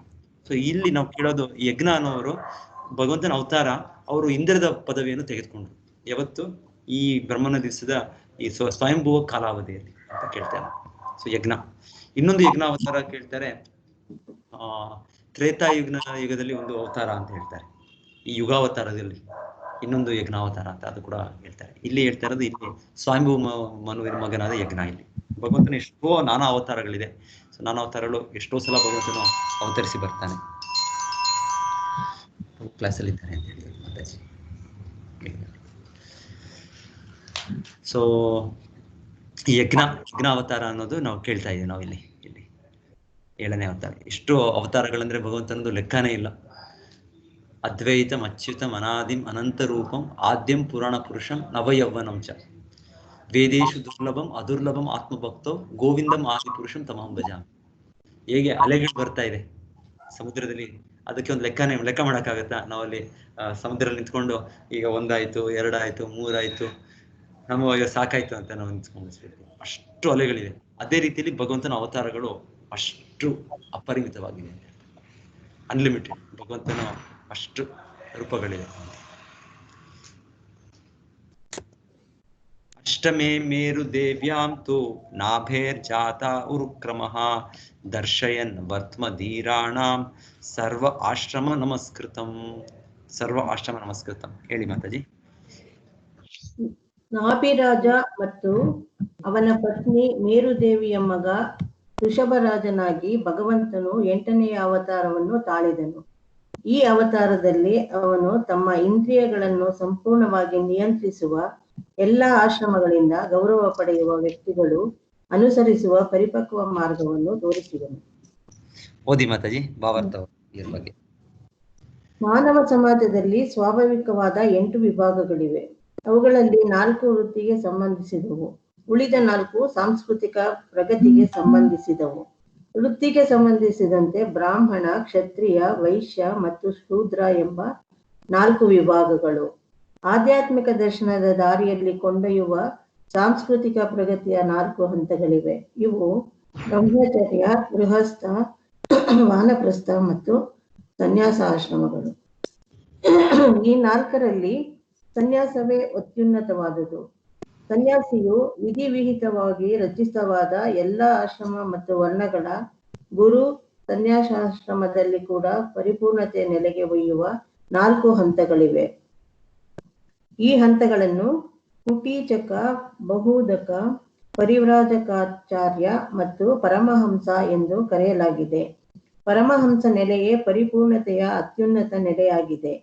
ಪರಮಹಂಸ ನೆಲೆಯು ಇತರ ಎಲ್ಲರಿಂದಲೂ ಗೌರವಿಸಲ್ಪಡುತ್ತದೆ. ನಾಭಿರಾಜ ಮತ್ತು ಮೇರುದೇವಿಯ ಪುತ್ರನೂ ಭಗವಂತನ ಅವತಾರವೂ ಆದ ಮಹಾರಾಜ ಋಷಭನು ತನ್ನ ಮಕ್ಕಳಿಗೆ ತಪಸ್ಸಿನಿಂದ ಹೇಗೆ ಪರಿಪೂರ್ಣತೆಯ ಮಾರ್ಗದಲ್ಲಿ ನಡೆಯಬೇಕೆಂಬುದನ್ನು ಬೋಧಿಸಿದನು. ತಪಸ್ಸು ವ್ಯಕ್ತಿಯ ಅಸ್ತಿತ್ವವನ್ನು ಪವಿತ್ರಗೊಳಿಸುತ್ತದೆ ಮತ್ತು ಶಾಶ್ವತವೂ ಉತ್ಕರ್ಷಶೀಲವೂ ಆದ ಆಧ್ಯಾತ್ಮಿಕ ಆನಂದವನ್ನು ಪಡೆಯಲು ಆತನಿಗೆ ಸಾಮರ್ಥ್ಯ ನೀಡುತ್ತದೆ. ಪ್ರತಿಯೊಬ್ಬ ಜೀವಿಯು ಸಂತೋಷದ ಹುಡುಕಾಟದಲ್ಲಿ ತೊಡಗಿದ್ದಾನೆ. ಆದರೆ ಶಾಶ್ವತವೂ ನಿಸ್ಸೀಮವೂ ಆದ ಸಂತೋಷವು ಎಲ್ಲಿ ದೊರೆಯಬಲ್ಲುದು ಎಂಬುದು ಯಾರಿಗೂ ಗೊತ್ತಿಲ್ಲ. ಮೂಢ ಜನ ಲೌಕಿಕವಾದ ವಿಷಯಾನಂದವನ್ನು ನಿಜವಾದ ಆಧ್ಯಾತ್ಮಿಕ ಆನಂದಕ್ಕೆ ಪ್ರತಿನಿಧಾನವೆಂದು ಭಾವಿಸಿ ಹುಡುಕಿಕೊಂಡು ಹೋಗುತ್ತಾರೆ. ಆದರೆ ಆ ಮೂರ್ಖ ಜನರು ಅಶಾಶ್ವತವಾದ ಆ ತೋರುಗಾಣಿಕೆಯ ವಿಷಯಾನಂದವನ್ನು ಹಂದಿನಾಯಿಗಳಿಗೂ ಅನುಭವಿಸುತ್ತವೆ ಎಂಬುದನ್ನು ಮರೆತು ಬಿಡುತ್ತಾರೆ. ಯಾವುದೇ ಪ್ರಾಣಿ, ಹಕ್ಕಿ ಅಥವಾ ಮೃಗವು ಈ ವಿಷಯಾನಂದಕ್ಕೆ ಹೊರತಾಗಿಲ್ಲ. ಮಾನವ ವರ್ಗವೂ ಸೇರಿದಂತೆ ಎಲ್ಲಾ ವರ್ಗಗಳಿಗೂ ಅಂತಹ ವಿಷಯಾನಂದವು ಯಥೇಚ್ಛವಾಗಿ ದೊರೆಯಬಲ್ಲದು. ಮನುಷ್ಯ ವರ್ಗವಿರುವುದು ಇಂತಹ ಕ್ಷುಲ್ಲಕ ಆನಂದವನ್ನು ಪಡೆಯುವುದಕ್ಕಲ್ಲ, ಆಧ್ಯಾತ್ಮಿಕ ಸಾಕ್ಷಾತ್ಕಾರದಿಂದ ಶಾಶ್ವತವೂ ನಿಸ್ಸೀಮವೂ ಆದ ಆನಂದವನ್ನು ಪಡೆಯುವುದಕ್ಕಾಗಿ. ಆಧ್ಯಾತ್ಮಿಕ ಸಾಕ್ಷಾತ್ಕಾರವು ತಪಸ್ಸಿನಿಂದ ಲಭ್ಯವಾಗುವುದು. ತಪಸ್ಯ ಎಂದರೆ ಸ್ವಇಚ್ಛೆಯಿಂದ ಐಹಿಕ ಸುಖವನ್ನು ದೂರೀಕರಿಸುವುದು ಎಂದರ್ಥ. ಹೀಗೆ ಇಂದ್ರಿಯ ನಿಗ್ರಹವನ್ನು ಸಾಧಿಸಿದವರನ್ನು ಧೀರ ಎಂದು ಕರೆಯಲಾಗುವುದು. ಧೀರರು ಇಂದ್ರಿಯಗಳಿಂದ ವಿಚಲಿತರಾಗುವುದಿಲ್ಲ. ಸನ್ಯಾಸಾಶ್ರಮವನ್ನು ಪಡೆಯಲು ಇಂತಹ ಧೀರರು ಮಾತ್ರ ಅರ್ಹರು. ಆದರೆ ಕ್ರಮವಾಗಿ ಸಮಾಜದ ಎಲ್ಲ ವರ್ಗದಿಂದ ಗೌರವಿಸಲ್ಪಡುವ ಪರಮಹಂಸ ಸ್ಥಾನಕ್ಕೆ ಏರಬಲ್ಲರು. ರಾಜ ಋಷಭನು ಇಂತಹ ಜಟಿಲ ವಿಧಾನವನ್ನು ಬೋಧಿಸಿದನು. ತನ್ನ ಜೀವನದ ಕೊನೆಯ ಹಂತದಲ್ಲಿ ಪ್ರಾಪಂಚಿಕವಾದ ಮತ್ತು ದೈಹಿಕವಾದ ಎಲ್ಲ ಅಗತ್ಯಗಳಿಂದ ಅವನು ದೂರ ಉಳಿದನು. ಸಾಮಾನ್ಯರು ಅನುಕರಿಸಬಾರದ, ಆದರೆ ಸರ್ವರೂ ಆರಾಧಿಸಬೇಕಾದ ಅಪರೂಪದ ಸ್ಥಿತಿ ಇದು. ಸೊ ಈ ಋಷಭದೇವರು ಭಗವಾನ್ ವಿಷ್ಣುನ ಅವತಾರ. ಇವರು ನಾವು ಕೇಳೋದು ಅವರು ಸನ್ಯಾಸ ಮತ್ತೆ ಸ್ವೀಕರಿಸ್ತಾರೆ. ಅದರ ಮುಂಚೆ ಸನ್ಯಾಸ ಸ್ವೀಕಾರ ಮುಂಚೆ ಅವರು ಅವರ ಮಕ್ಕಳಿಗೆ ಬೋಧನೆ ಮಾಡ್ತಾ ಇದ್ದಾರೆ. ಇಲ್ಲಿ 100 ಜನ ಅವ್ರ ಮಕ್ಕಳಂತೆ, ಋಷಭದೇವರ ಮಕ್ಕಳು. ಅದರಲ್ಲಿ ಶ್ರೇಷ್ಠನಾದವರು ಭರತ. ನಾವು ಭರತ ಮಹಾರಾಜ ಅಂತ ಯಾರು ಕೇಳ್ತೇವೆ, ಅವರಿಂದ ನಮ್ಮ ಭಾರತ ವರ್ಷ ಹೆಸರು ಬಂತು. ಅವರ ತಂದೆಯವರು. ಸೊ ಎಲ್ಲ ಮಕ್ಕಳಲ್ಲಿ ಶ್ರೇಷ್ಠರಾಗಿ ಅವರು ಭರತನಿಗೆ ಪಠ್ಯ ಬಂದ್ಕೊಟ್ಟು ಹೋಗ್ತಾರೆ. ಅದ್ರ ಮುಂಚೆ ಅವರ ಬೋಧನೆ ಹೇಳೋದು, ನಾಯಂ ದೇಹೋ ದೇಹ ಬಾಜಾಂ ತ್ರಿಲೋಕೆ ಕಷ್ಟಾನ್ ಕಾಮಾನ್ ಹರತೆ ವಿದ್ಭುಜಾಂ ಹಿ. ತಪೋ ದಿವ್ಯಂ ಪುತ್ರಕ ಏನ ಸತ್ವಂ ಶುದ್ಧಿ ಯಸ್ಮಾತ್ ಬ್ರಹ್ಮ ಸೌಖ್ಯಂ ತು ಅನಂತಂ. ಇದು ತುಂಬಾ ಚೆನ್ನಾಗಿದೆ. ಅವರ ಇದು ಹೇಗೆ ಕೃಷ್ಣ ಭಗವದ್ಗೀತೆ ಹೇಳ್ತಾರೆ, ಈ ರೀತಿ ಅವ್ರ ಮಕ್ಕಳಿಗೆ ಅವರು ಬೋಧನೆ ಮಾಡಿ ಮತ್ತೆ ಅವರು ಸನ್ಯಾಸ ಹೋಗ್ಬೋದು. ಯಾರು? ಋಷಭದೇವರು. ಸೊ ಅವ್ರು ಹೇಳೋದು ನಾಯಂ ದೇಹ ದೇಹಭಾಜ ತ್ರಿಲೋಕಿ. ಈ ದೇಹದಲ್ಲಿ ನಾವು ಈ ನರಲೋಕದಲ್ಲಿ ನಾವು ಹುಟ್ಟಿದ್ದೇವೆ. ನಾವು ಇನ್ಯಾವುದೋ ಒಂದು ಪ್ರಾಣಿ ಲೋಕದಲ್ಲಿ, ಪಕ್ಷಿ ಲೋಕದಲ್ಲಿ ಹುಟ್ಟಿಲ್ಲ, ನರಕ ಲೋಕದಲ್ಲಿ ಹುಟ್ಟಿದ್ದೇವೆ. ನಾಯಂ ದೇಹ ದೇಹಭಾಜ ತ್ರಿಲೋಕೆ ಕಷ್ಟಾನ್ ಕಾಮಾನ್ ಹರತೆ ವಿದ್ಭುಜಾಮಿ. ನಾವು ಇಲ್ಲಿ ಕಷ್ಟ ಕರ್ಮಗಳಲ್ಲಿ ಅಂದ್ರೆ ಭೌತಿಕ ಇಂದ್ರಿಯ ತೃಪ್ತಿಗೋಸ್ಕರ ನಾವು ಮಾಡಬಾರ್ದು ಅಂತ ಹೇಳ್ತಾರೆ. ಕಷ್ಟಾನ್ ಕಾಮಾನ್ ಹರತೆ ವಿದ್ಭುಜ. ವಿತ್ ಅಂದ್ರೆ ಮಲ ತಿನ್ನೋ ಪ್ರಾಣಿ ಯಾವುದು? ವಿದ್ಭುಜ ಅಂದ್ರೆ ಹಂದಿ. ಸೊ ಹೇಳ್ತಾರೆ ಈ ಹಂದಿ ತರ ಇರುವ ಇಂದ್ರಿಯ ಸುಖವನ್ನು ಪಡಿಲಿಕ್ಕೆ ನಾವು ಕಷ್ಟ ಪಡಬಾರ್ದು ಈ ದೇಹದಲ್ಲಿ.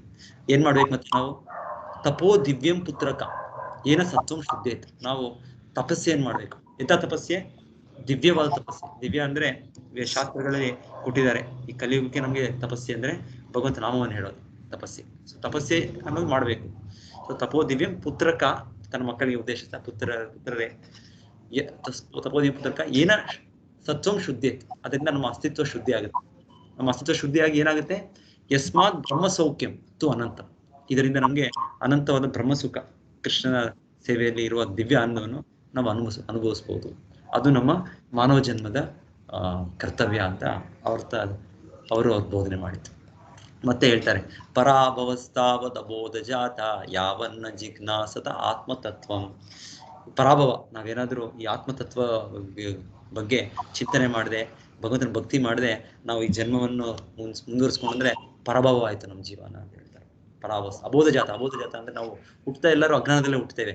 ಆದ್ರೆ ನಾವು ಜ್ಞಾನವನ್ನು ಬೆಳೆಸ್ಕೊಂಡು ನಾವು ಭಗವದ್ಧಾಮವನ್ನು ಹತ್ರ ಹೋಗ್ಬೇಕು ನಾವು. ಇಲ್ಲ ಅಂದ್ರೆ ನಮ್ಮ ಜೀವನ ವ್ಯರ್ಥ ಅಂತ. ಪರಾಭವಸ್ತಾವದ ಅಬೋಧ ಜಾತ ಯಾವನ್ನ ಜಿಜ್ಞಾಸ. ಈ ತರ ಅವ್ರ ಬೋಧನೆಗಳು 5ನೇ ಸ್ಕಂದದ 5ನೇ ಅಧ್ಯಾಯದಲ್ಲಿ ಅವ್ರ ಬೋಧನೆಗಳಿದೆ. ಮತ್ತೆ ಈ ಮಹತ್ ಸೇವಾ ದ್ವಾರಂ ಅವರು ಅದು ಕೂಡ ಅವರೇ ಹೇಳೋದು. ಮಹಾತ್ಮರ ಸೇವೆ ಮಾಡೋದ್ರಿಂದ ನಿಮ್ಮ ಬಾಗಿಲು ಓಪನ್ ಆಗುತ್ತೆ. ತಮೋ ದ್ವಾರಂ ಯೋಷಿತಾಂ ಸಂಗೀತ ಅವರ ಬೋಧನೆ ನೀವು ನೋಡೋಣ.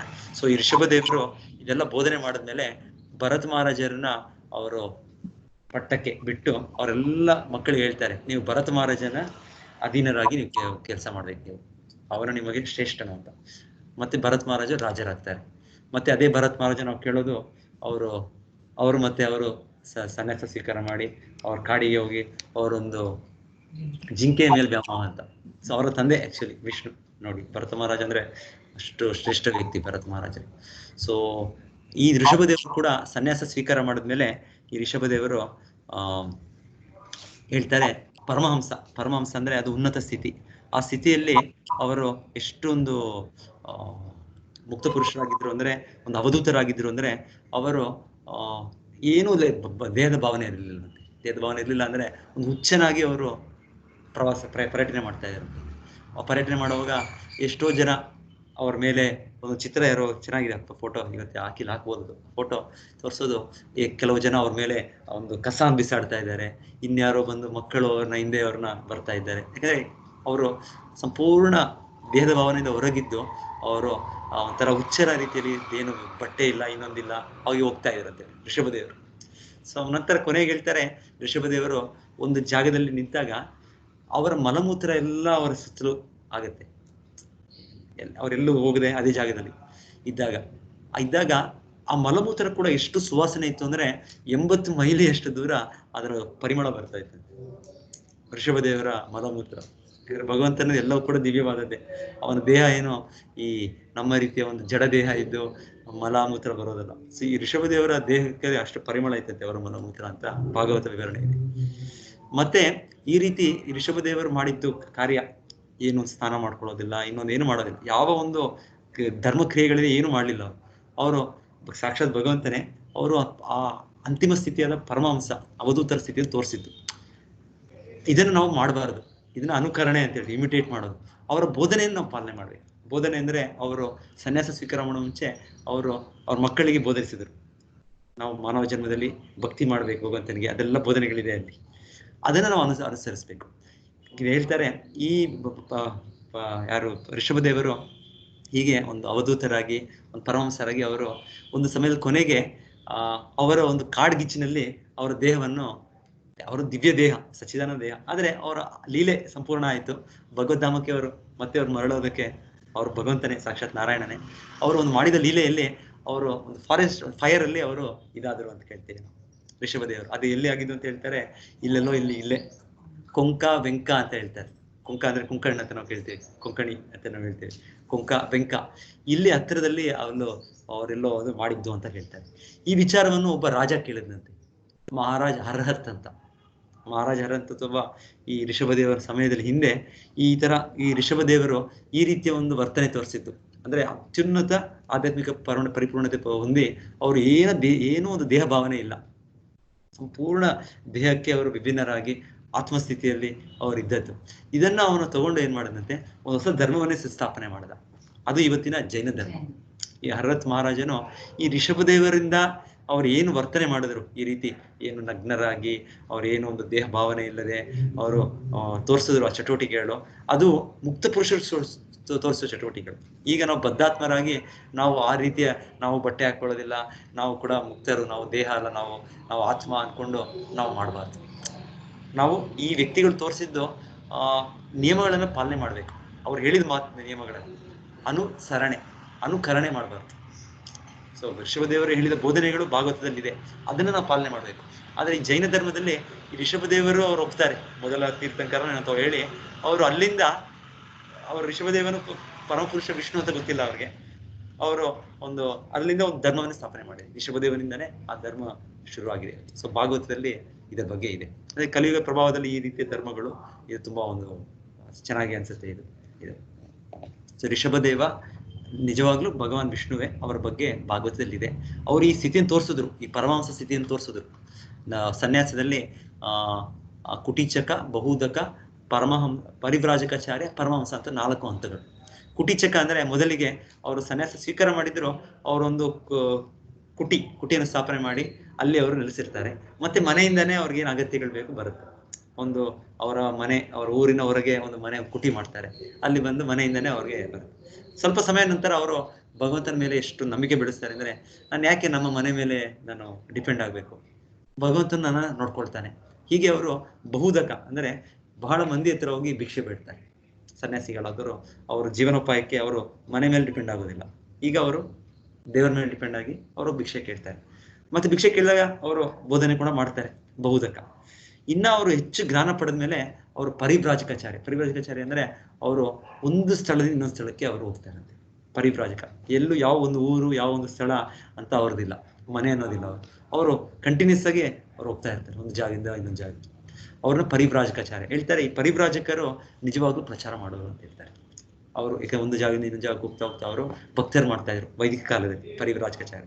ಸೊ ಈ ಸನ್ಯಾಸದಲ್ಲಿ ಅವರು ಬಹಳಷ್ಟು ಅವರು ಈ ತರ ಪರಿವ್ರಾಜಕ ಶಿಷ್ಯರನ್ನು ಮಾಡಿದ್ಮೇಲೆ, ಮತ್ತೆ ಶಿಷ್ಯರು ಅವರು ಪ್ರಚಾರ ಮುಂದುವರಿಸುವಾಗ ಅವರು ಪರಮಹಂಸ ಆಗ್ತಾರೆ. ಪರಮಹಂಸ ಸ್ಥಿತಿಯಲ್ಲಿ ಅವರು ಎಷ್ಟು ಭಗವಂತನ ಧ್ಯಾನದಲ್ಲಿ ಮಗ್ನರಾಗಿದ್ದಾರೆ ಅಂದ್ರೆ, ಅವರು ಒಂದು ಜಾಗದಲ್ಲಿ ಕೂತ್ಕೊಂಡು ಭಗವಂತನ ಧ್ಯಾನವನ್ನು ಮಾಡ್ತಾರೆ.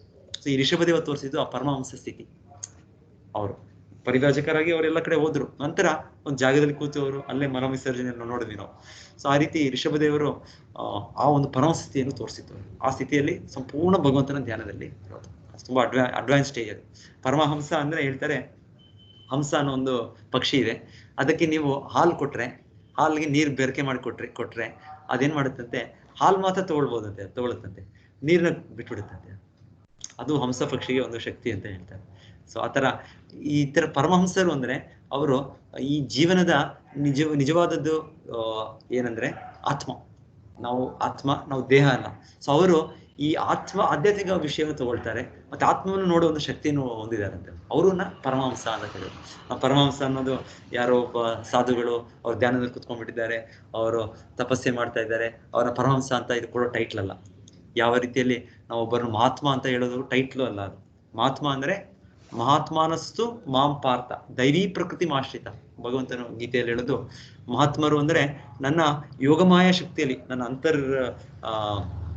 ಮಹಾಮಾಯ ಯೋಗಮಾಯ ಎರಡು ಅಂತ ನನ್ನ ಇಂಟರ್ನಲ್ ಎನರ್ಜಿ ಅಂತರಂಗ ಶಕ್ತಿಯಲ್ಲಿ ಇರುವರು. ರಾಧಾರಾಣಿಯ ಅವರ ಈ ಪ್ರಭಾವದಲ್ಲಿರೋ ವ್ಯಕ್ತಿಗಳು, ಲಕ್ಷ್ಮೀದೇವಿಯ ಪ್ರಭಾವದಲ್ಲಿರುವ ವ್ಯಕ್ತಿಗಳು, ಅವರ ಶುದ್ಧ ಭಕ್ತರಿಗೆ ಮಹಾತ್ಮರು ಅಂತ ಕರೆಯೋದು. ಅದೇ ರೀತಿ ಪರಮಹಂಸರು ಅಂದ್ರೆ ಅವರು ಯಾರು ಈ ಆತ್ಮ ಪರಮಾತ್ಮವನ್ನು ವಿಭಿನ್ನವಾಗಿ ಕಂಡು ಆತ್ಮ ದೇಹ ಬೇರೆ ಕಂಡು ಭಗವಂತನ ಸಂಪೂರ್ಣ ಆಶ್ರಯ ಹೊಂದಿದ್ದಾರೆ. ಅವರು ಪರಮಹಂಸರು. ಇವಾಗ ಕೆಲವು ಸಮಯ ಎಷ್ಟೋ ಜನ ಪರಮಹಂಸರು ಅವ್ರು ಏನು ಅಂತ ಹೇಳಿದ್ರೆ ವಿಷ್ಣು ಪೂಜೆ ಮಾಡೋದಿಲ್ಲ, ಎಲ್ಲರೂ ಒಂದೇ, ಎಲ್ಲ ದೇವತೆಗಳು ಒಂದೇ, ಯಥೋಮತ್ ತಥೋಪತ್, ಎಲ್ಲರೂ ಒಂದೇ. ಕೊನೆಗೆ ಭಗವಂತನ ನಿರಾಕಾರ ಸ್ವರೂಪಿ, ಅವನೇನೋ ಒಂದು ರೂಪವನ್ನು ನೀವು ಕಲ್ಪನೆ ಮಾಡ್ಕೊಂಡು ಪೂಜೆ ಮಾಡಿ. ಬ್ರಹ್ಮಣೋ ಹಿ ಹೇಳ್ತಾರೆ, ಏನೋ ಹೇಳ್ತಾರೆ ಅವ್ರ ಪದ ಇದೆ, ಬ್ರಹ್ಮನಿಗೆ ರೂಪ ಇಲ್ವಂತೆ. ಹಾಗಾಗಿ ಈಗ ನೀವು ಕಲ್ಪನೆ ಮಾಡಿ ಬ್ರಹ್ಮನ್ ಸತ್ಯ ಜಗತ್ ಮಿಥ್ಯ ಈ ರೀತಿ ಎಲ್ಲ ಹೇಳ್ತಾರೆ.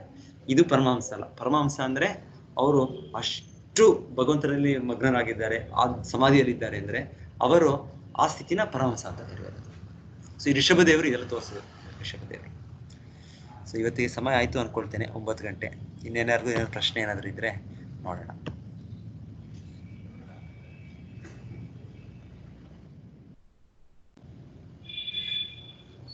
ಪ್ರಭುಜಿ. ಹರೇ ಕೃಷ್ಣ ಮಾತಾಜಿ. ಹರೇ ಕೃಷ್ಣ, ಹರೇ ಕೃಷ್ಣ. ಇದು ಇವತ್ತು ಹೇಳಿದ ಅವತಾರಗಳೆಲ್ಲ ನೀವು ಅದೇ ನಿನ್ನೆ ಹೇಳಿದ್ರಲ್ಲ, ಯುಗಾವತಾರ, ಪುರುಷಾವತಾರ, ಅದ್ರದನ್ನ ಪಾರ್ಟ್ ಆಫ್ ನೆಟ್. ಈ ಅವತಾರಗಳಿಗೆ ಬರ್ತಾ ಇರೋದು ಈಗ. ಹೌದು. ಇಲ್ಲಿ ವಿಶೇಷವಾಗಿ ಎಲ್ಲಾ ಅವತಾರಗಳಿಗೂ ಹೇಳ್ತಾ ಇದ್ದಾರೆ ಒಂದು ರೀತಿಯಲ್ಲಿ. ಪುರುಷ ಅವತಾರಗಳು ನಾವು ಕೇಳಿದ್ವಿ ಆಗ್ಲೇ, 3 ವಿಷ್ಣುವಿನ ಅವತಾರಗಳು. ಈಗ ಇದೆಲ್ಲ ಮುಖ್ಯವಾಗಿ ಲೀಲಾವತಾರ ಅಂತ ಹೇಳ್ಬೋದು. ಇದೆಲ್ಲ ಲೀಲಾವತಾರ ಅಂದ್ರೆ ಭಗವಂತನ ವಿನೋದಕ್ಕೆ, ಮತ್ತೆ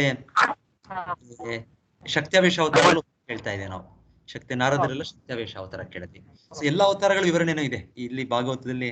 25-26 ಪಟ್ಟಿಯಲ್ಲಿ ಪುರುಷ ಅವತಾರಗಳು, ಮತ್ತೆ ಗುಣಾವತಾರ ಹೇಳಿದ್ರು ಇಲ್ಲಿ, ಬ್ರಹ್ಮ ವಿಷ್ಣು ಮಹೇಶ್ವರ ಅಂತ, ಅದು ಕೂಡ ಅವ್ರ ಬಗ್ಗೆನೂ ಹೇಳಿದ್ರು, ಗುಣಾವತಾರ ಅಂತ ಇಲ್ಲಿ ಹೇಳ್ತಾ. ಮತ್ತೆ ನಾವು ಕೇಳಿದ್ದು ಯುಗಾವತಾರ ಅಂದ್ರೆ ಧರ್ಮ ಸ್ಥಾಪನೆ ಒಂದೊಂದು ಯುಗದಲ್ಲಿ ಬರೋದು, ಅದು ಕೂಡ ಇಲ್ಲಿ ವಿವರಣೆ ಇದೆ. ಇಲ್ಲಿ ರಾಮ, ಕೃಷ್ಣ, ಬಲರಾಮ ಇದೆಲ್ಲ ಯುಗಾವತಾರಗಳು ಕೂಡ ಹೇಳ್ತಾರೆ. ಅವರು ಯುಗಾವತಾರನೂ ಆಗ್ತಾರೆ, ಒಂದೊಂದು ಲೀಲಾವತಾರನೂ ಕೂಡ ಆಗ್ತಾರೆ. ಇದು ಡಿವಿಷನ್ಸ್ ಇದೆ, ಆದ್ರೂ ಒಂದೊಂದು ಅವತಾರಗಳು 2-3 ಅವತಾರಗಳ ಕೆಳಗೆ ಕೂಡ ಬರುತ್ತೆ. ಕಂಬೈಂಡ್ ಆಗ್ತಾರೆ. ಕಂಬೈಂಡ್ ಆಗಂದ್ರೆ ಅದು ಅವರು ಲೀಲೆಯನ್ನು ಮಾಡ್ತಾ ಇದ್ದಾರೆ. ಅವ್ರು ಲೀಲೆ ಮಾಡೋದ್ರಿಂದ ನಾವು ಲೀಲಾವತಾರ ಅಂತ ಕೂಡ ಹೇಳ್ತೀವಿ, ಮತ್ತೆ ಅವ್ರನ್ನ ಯುಗಾವತಾರ ಅಂತ ಕೂಡ ಹೇಳ್ತೀವಿ. ಆ ರೀತಿ ಕೂಡ ಇದೆ. ಈ ಯುಗಾವತಾರ ಬರೋ ಅವತಾರ, ಸತ್ಯಯುಗಕ್ಕೆ ಒಂದು ಅವತಾರ ಬರೋದು, ತ್ರೇತಾಯುಗಕ್ಕೆ ಬಂದು ಧರ್ಮ ಸ್ಥಾಪನೆ ಮಾಡೋದು, ದ್ವಾಪರ ಯುಗಕ್ಕೆ, ಕಲಿಯುಗಕ್ಕೆ, ಅದನ್ನ ಯುಗಾವತಾರ ಅಂತ ಕರೆಯೋದು. ಆದ್ರೆ ಒಂದೊಂದು ಲೀಲಾವತಾರಗಳು ಈ ಯುಗ ಧರ್ಮವನ್ನು ಸ್ಥಾಪನೆ ಮಾಡ್ತಾ ಇರೋದು, ಮತ್ತೆ ಅವರ ಒಂದು ವಿನೋದಕ್ಕೆ ಲೀಲೆಗೆ ಬರೋದು, ಅದು ಕೂಡ ನೋಡ್ತೇವೆ ನಾವು. ಇವಾಗ ಶ್ರೀರಾಮ, ಕೃಷ್ಣ, ಬಲರಾಮ ಇವರೆಲ್ಲರೂ ಯುಗಾವತಾರದಲ್ಲೂ ಒಮ್ಮೊಮ್ಮೆ ಬರ್ತಾರೆ. ಒಂದೊಂದ್ಸಲ ಅವರು ಲೀಲಾವತಾರ ಅಂತ ಕೂಡ ಅವ್ರನ್ನ ಹೇಳ್ತೇವೆ. ಮತ್ತೆ ಈ ಕೂರ್ಮ, ಮತ್ಸ್ಯ ಇವ್ರನ್ನೆಲ್ಲ ಯುಗಾವತಾರಗಳಂತ ಹೇಳೋದಿಲ್ಲ, ಲೀಲಾವತಾರ ಅಂತ ಹೇಳ್ತೇವೆ. ಈ ಸಮುದ್ರ ಮಂಥನ ನಡೆಯುವಾಗ ಅವರು ಕೂರ್ಮ ಅವತಾರ ತೆಗೆಯೋದು, ಅವ್ರನ್ನ ಲೀಲಾವತಾರ ಅಂತ. ಅವ್ರಿಗೇನೋ ಭಗವಂತನೋ ಒಂದು ರೀತಿ ನಮಗೆ ಏನಾದ್ರು ಒಂದೊಂದ್ಸಲ ನೋವು ಬರುತ್ತೆ. ಆ ನೋವು ಬಂದಾಗ ಯಾರಾದ್ರೂ ಕೆರಿಬೇಕು ಅನ್ಸುತ್ತೆ, ನಾವು ಕೈಗಳು ಇದೆಲ್ಲ ಕೆರೆತ ಮಾಡ್ತೀವಿ ನಾವು, ಇಚ್ಚಿಂಗ್. ಆ ರೀತಿಯಲ್ಲಿ ಆ ಕೂರ್ಮ ರೂಪದಲ್ಲಿ ಭಗವಂತನ ಸಮುದ್ರ ಮಂಥನದಲ್ಲಿ ಆ ದೊಡ್ಡ ಮೇರು ಪರ್ವತ, ಆ ಮಂದಾರ ಪರ್ವತನ, ಆ ಪರ್ವತವನ್ನೇ ಅವನ ಹಿಂದೆ ಇಟ್ಟು ಅವರು ಈ ದಾನವರು ಮತ್ತೆ ದೇವತೆಗಳು ಸೇರಿ ಇದು ಮಂಥನ ಮಾಡುವಾಗ ಕೂರ್ಮನಿಗೆ ಹಿಂದೆ ಅವನಿಗೆ ಇಚ್ಚಿಂಗ್ ಸೆನ್ಸೇಷನ್ ಇದು ಮಾಡೋದು, ಆ ಲೀಲೆ ಅವರಿಗೆ ಭಗವಂತನಿಗೆ ಆ ಕೆರೆತನ ಹೋಗ್ಸೋದು ಅಂತ ಕೇಳ್ತಾರೆ. ಇಲ್ಲಿ ಲೀಲಾವತಾರ, ಕೂರ್ಮಾವತಾರ. ಇಲ್ಲ ಮತ್ಸ್ಯಾವತಾರ, ಅದು ಒಂದು ಲೀಲಾವತಾರ. ಮತ್ಸ್ಯಾವತಾರದಲ್ಲಿ ಅದು ಕೂಡ ಮುಂದೆ ಕೇಳೋಣ, ಈಗೆಲ್ಲ ಬರುತ್ತೆ ಈಗ ಎಲ್ಲ ಮತ್ಸ್ಯಾವತಾರ, ಕೂರ್ಮಾವತಾರ ಎಲ್ಲ ಲೀಲಾವತಾರ ಬರುತ್ತೆ. ಸೊ ಇವತ್ತು ಎಷ್ಟಾಯ್ತು ಇವತ್ತಿಗೆ ಇದು ಅವತಾರಗಳು? 6, 7 ಆಯ್ತು. 8ನೇ ಅವತಾರ ಆಯ್ತು ಈ ಪಟ್ಟಿಯಲ್ಲಿ. ಅಸಂಖ್ಯಾತ ಅವತಾರಗಳು, ಆದರೆ ಸೂತ ಮುನಿಗಳು ಇಲ್ಲಿ ಒಂದು 25-26 ಅವತಾರಗಳ ಬಗ್ಗೆ ಹೇಳ್ತಾರೆ ಈ ಅಧ್ಯಾಯದಲ್ಲಿ.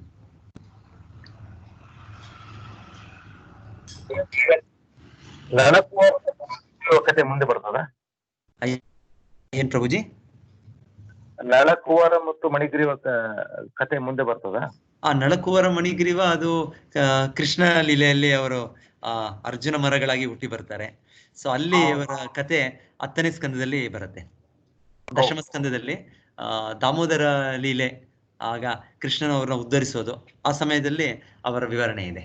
ಅವ್ರ ನಾರದ ಮುನಿಗಳು ಹಿಂದೆ ಅವ್ರಿಗೆ ಶಾಪ ಕೊಟ್ಟಿದ್ದು ಅಂತ ಆಗಿದೆ. ಹೌದು, ಅವ್ರ ಕುಬೇರರ ಮಕ್ಕಳಿಬ್ಬರು, ಕುಬೇರರ ಮಕ್ಕಳು. ಹೌದು.